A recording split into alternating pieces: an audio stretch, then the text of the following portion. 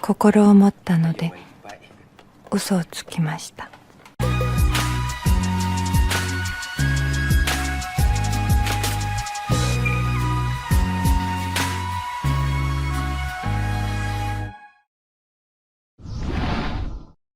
Film ini diawali dengan diperlihatkan seorang pria yang berada di bus tengah bersedih.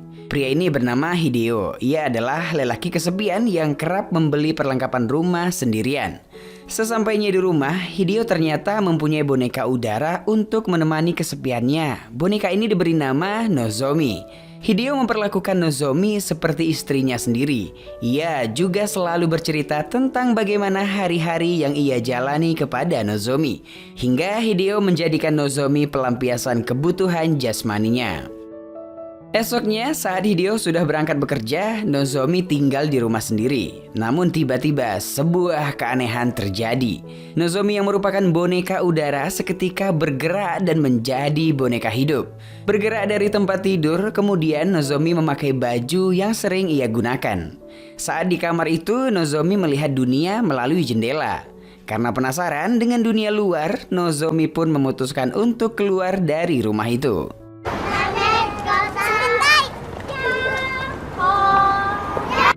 Scene beralih. Saat itu Nozomi sedang melangkahkan kaki menelusuri kota. Namun ia sedikit kebingungan karena ia tidak biasa dan pertama kali melihat apa yang terjadi di luar.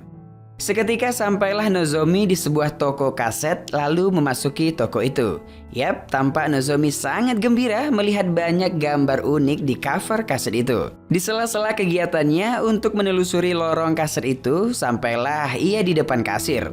Ia bertemu seorang pria manis penjaga kasir yang bernama Junichi. Melihat sesuatu yang janggal dari Nozomi, Junichi pun kerap menanyai sedang apa dan mencari apa. Namun Nozomi hanya terpaku diam tanpa kata, dan dia melihat tulisan lowongan pekerjaan.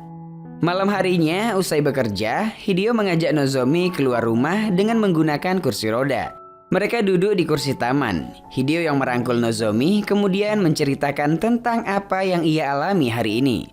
Yap, jadi Hideo ini belum tahu sama sekali bahwasannya Nozomi adalah boneka yang sudah hidup. Yang ia ketahui hanyalah Nozomi yang merupakan boneka udara. Watashi wa kokoro wo motte shimaimashita.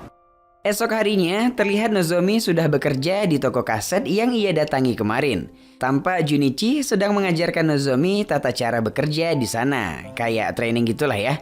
Lanjut saat beberes toko, ada seorang pria paruh baya yang merupakan pemilik toko sekaligus bos Nozomi dan Junichi yang menanyai Nozomi tentang kekasihnya. Namun Nozomi merasa kebingungan karena tidak mengetahui apa yang dimaksud pria itu. 心を持ったので嘘をつきました。 Sore harinya sepulang dari kerja, Nozomi melihat seorang gadis sedang didandani di sebuah salon. Sontak ia pun tertarik dan memasuki salon itu dan mempercantik dirinya di sana. Setelah dari salon, Nozomi pergi ke mall. Ia membeli beberapa pakaian dan sepatu cantik. Ya, cantik sekali dia. Sepertinya Nozomi sedang memulai hidup yang disukainya. Namun meskipun begitu, saat malam hari batinnya sangat tersiksa karena perlakuan Hideo. Ya, sebagai pelampiasan hawa nafsu Hideo yang kesepian. Esok harinya tampak Nozomi sedang beres-beres toko bersama Junichi. Mereka sekarang kelihatan lebih akrab dan raut mukanya Nozomi senang berada di dekat Junichi. Saat sibuk, Nozomi melihat layar televisi. Ia sangat kagum melihat lautan yang biru karena sebelumnya ia belum pernah melihat laut. Mendengar hal itu, Junichi berniat mengajak Nozomi ke sebuah pantai. Tanpa berlama-lama, mereka pun berangkat. Dalam perjalanan terlihat Nozomi sangat bahagia. Setelah sampai di pantai, Nozomi berlari riang menelusuri tepi pantai tersebut.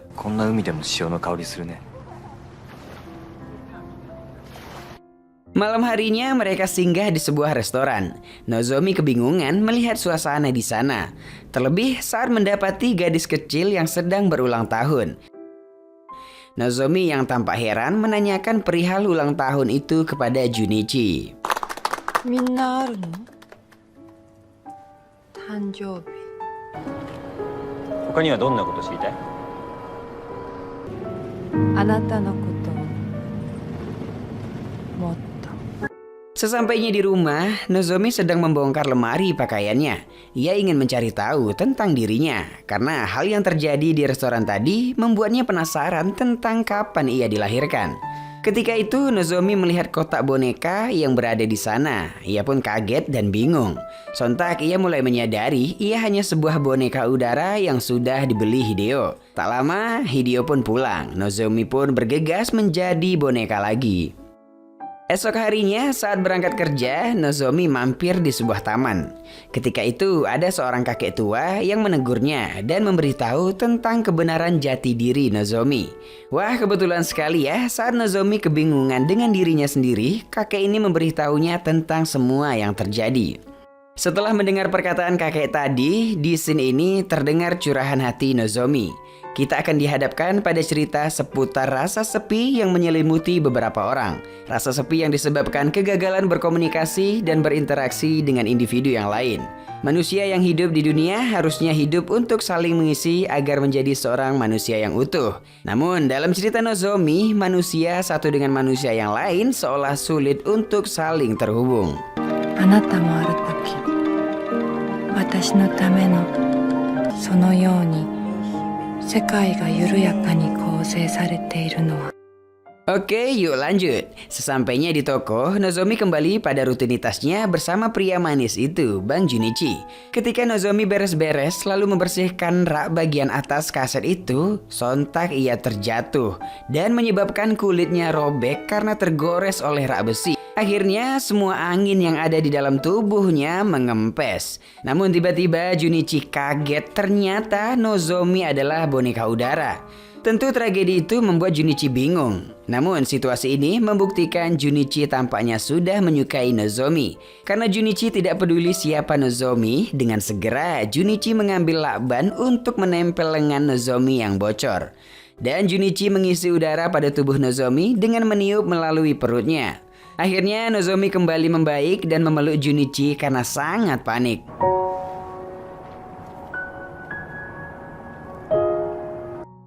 Hari esoknya tampak Nozomi begitu menikmati hidupnya di luar rumah.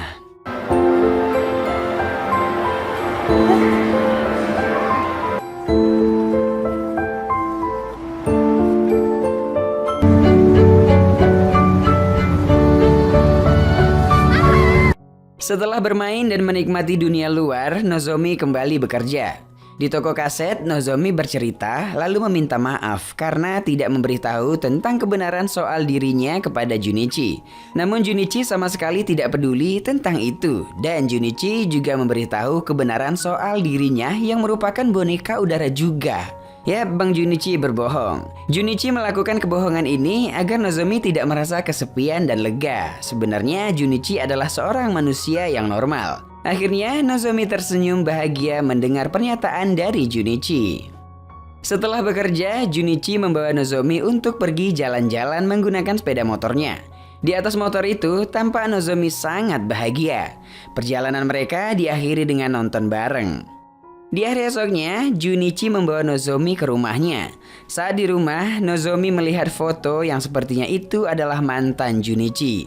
Dan itu membuat Nozomi cemburu. Lalu dia beranggapan mempunyai hati itu begitu memilukan. Setelahnya, di scene ini kita kembali dihadapkan pada sebagian manusia yang mempunyai hati atau perasaan namun seringkali terkikis oleh rasa sakit. Dan kemungkinan itulah yang menyebabkan sebagian manusia tidak ingin bergaul dengan manusia yang lainnya. Hingga terjadilah kesepian dan memutuskan untuk berkomunikasi dengan benda mati. 心を持つことは切ないことでした。 Hari berganti. Hari itu tampak Hideo mengunjungi toko kaset untuk membeli beberapa kaset di sana. Saat ingin membayar di kasir, Nozomi kaget dan segera menundukkan kepala tidak menatap Hideo karena takut ketahuan olehnya. Yap, untungnya Hideo tidak mengetahui jika itu adalah bonekanya. Sebelum beranjak pulang, bosnya mengajak mengobrol dan mengatakan kepada Nozomi, ia pernah melihat Nozomi dan Hideo sedang berkencan di taman. Lalu bosnya itu mengancam Nozomi, kalau tidak menuruti kemauannya, sang bos akan memberitahu tentang hubungannya dengan Hideo kepada Junichi. Karena takut ketahuan oleh Junichi, ia menuruti keinginan bosnya itu. Taulah kalian kan ngapain orang itu? Dalam hatinya Nozomi berkata, lagi-lagi ia menjadi pengganti nafsu birahi manusia. Sesampainya di rumah, sontak Hideo terpental kaget melihat bonekanya hidup dan mengajaknya berbicara.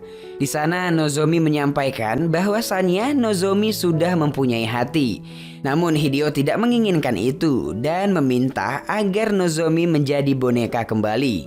Hideo beranggapan kalau seseorang yang mempunyai hati itu adalah pengganggu. Mendengar itu, Nozomi merasa perkataan itu sangatlah kasar. Lalu kemudian Nozomi pergi meninggalkan Hideo. Hideo terus mengejarnya dan tidak mampu menemukan Nozomi karena Nozomi berusaha untuk bersembunyi. Singkat cerita, Nozomi pergi menemui kakek tua yang mengetahui tentang dirinya. Di sana kakek tua itu terlihat sedang sakit keras dan terlihat sekarat. Untuk terakhir kalinya, ia memberikan alamat tempat di mana Nozomi diproduksi. Kemudian Nozomi menelusuri tempat itu. Orang yang membuat Nozomi ini bernama Joe, seorang pengrajin boneka yang sangat mahir. Akhirnya Joe menceritakan tentang bagaimana Nozomi dibentuk berbeda dengan yang lainnya. Nozomi menanyainya kenapa dirinya bisa memiliki perasaan terhadap manusia. Joe pun memberitahu jika ia diciptakan sangat istimewa dan memiliki keajaiban untuk bisa hidup layaknya manusia. Jadi mulai sekarang ia bebas menentukan hidupnya dan berjalan sesuai kehendak hatinya.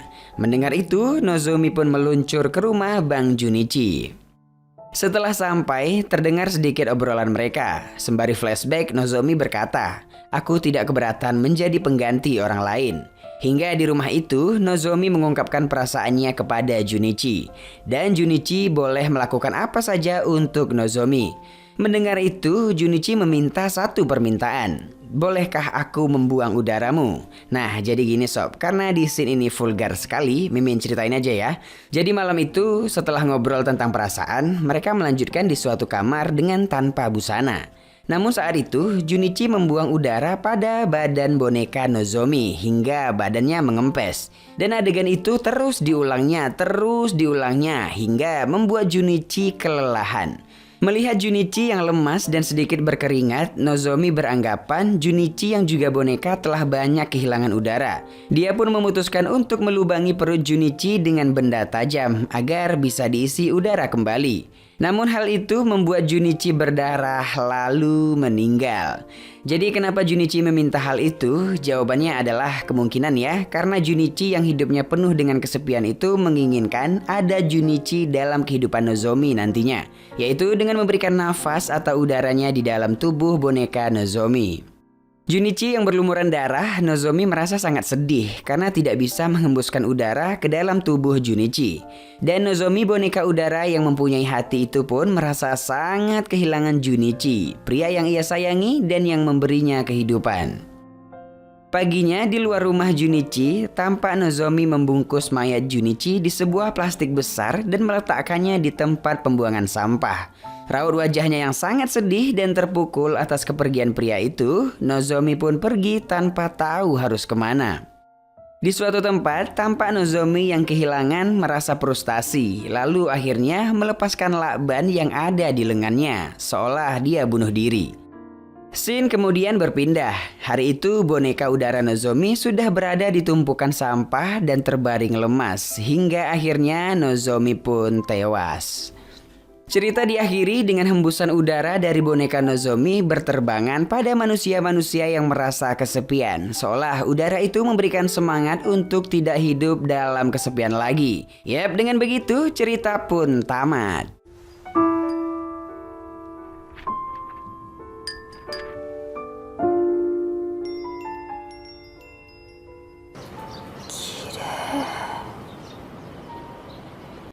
Airdoll adalah film drama Jepang yang dirilis tahun 2009. Film ini mengisahkan boneka yang dapat hidup yang dibintangi oleh Beduna sebagai Nozomi, Iura Arata sebagai Junichi, dan Itao Suji sebagai Hideo.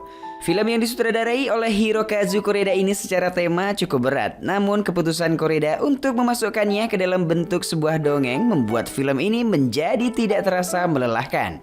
Selain itu, perpaduan antara sinematografi yang indah serta musik latar yang dreamy terasa begitu pas, sehingga dapat memanjakan mata dan telinga kita sepanjang film ini. Koreda memanfaatkan plot tersebut untuk menyampaikan kegelisahannya akan kehidupan manusia modern yang terlihat dingin, individualis, dan muram. Erdol merupakan salah satu film terbaik yang dihasilkan oleh Jepang sepanjang tahun 2009 lalu. Koreda berhasil merangkai suatu dongeng indah dan mencekam, sekaligus mempertanyakan eksistensi manusia beserta hubungannya dengan sekelilingnya. Dan masuk pada penilaian, Biro Perfilman UBR Media memberikan rating film Erdol 7,1. Like dan share ke teman-teman tersayangmu biar mereka juga ikutan nonton film keren ini. Dan jangan lupa subscribe channel UBR Enthusiast. Arigatou gozaimasu.